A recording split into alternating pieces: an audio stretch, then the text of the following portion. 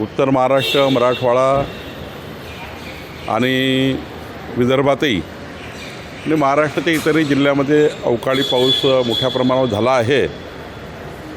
पिकाची मोठी नुकसान झालं.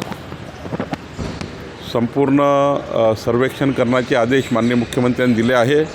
कालच्याच मंत्रिमंडळाच्या बैठकीमध्ये या सर्व शेतकऱ्यांना नुकसान भरपाई देण्याचंही माननीय मुख्यमंत्र्यांनी मुख्य सचिवाला आदेशित केलं आहे. मला वाटतं की आम्ही सर्वेक्षण करून शेतकऱ्यांची नुकसान भरपाई देण्याचा शासन निर्णय करेल. योग्य पद्धतीने तपास करता आहे आणि सर्व बाजूंनी तपास करत आहे. पोलिसांकडे ज्या ज्या माहिती येत आहे त्याच्या आधारावर पोलीस काम करत आहे. अजून काही कुणाकडे ॲडिशनल माहिती असेल तर ते पोलिसाला दिली अजून तपासाला चांगली चालना मिळेल.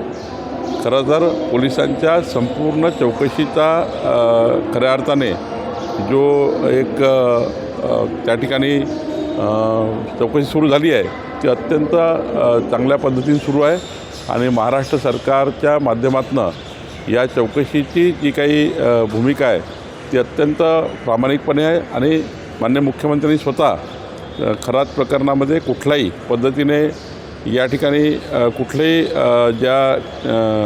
कुठली बारीकी सोडू नका. कुठेही त्या ठिकाणी कुठेही काही हे राहू नये याची काळजी घ्या. जमिनीचं प्रकरण आहे. जमीन हडपल्याचं महसूल विभागासंबंधी आपला विभाग इन्क्वायरी करणार का याची? एवढंच सांगितलं आहे मी की SITच्या जी चौकशी सुरू आहे त्या चौकशीअंती त्यांना जे जमिनीचे गैरव्यवहार मिळतील नंतर जे काही चौकशीनंतर अंतिम होईल. काही जर महसूल विभागाचं असेल ते आमच्याकडे पाठवतील नंतर आमची चौकशी सुरू होईल. पण एक SIT पोलिसांची सुरू असताना त्यामध्ये जास्त दुसऱ्या काही चौकशा लावणे योग्य नाही.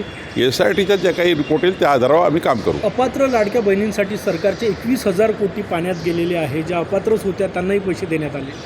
नाही ठीक आहे. आता त्या काळामध्ये काही लोकांनी योजनेचा गैरफायदा घेतला असेल तर शासन शोधून काढतं. नंतर मात्र त्यांना पुन्हा लाभ होणार नाही. पण आता त्या काळामध्ये आपण मोठ्या प्रमाणात योजना लॉन्च केली. त्या काळामध्ये चुकीच्या पद्धतीनं नाही करायला पाहिजे होता पण काही लोकांनी घेतला असेल तर आता पुढे त्या अपात्र झाल्या असेल तर पुढे लाभ मिळणार नाही. राष्ट्रवादी काँग्रेस म्हणजे अजित पवार पक्षामध्ये सध्या प्रचंड वेगवेगळी चर्चा सुरू आहे. सुनेत्राताईंनी एक पत्र लिहिलं निवडणुकाला त्यांनी त्यांच्या पदाचा उल्लेख केला आहे पण प्रफुल्लभाई आणि सुनील तटकरे यांच्या पदाचा कुठे उल्लेख नाही. त्यामुळे बऱ्याच नाही मला याच्याबद्दल काही माहिती नाही. सुनेत्राताई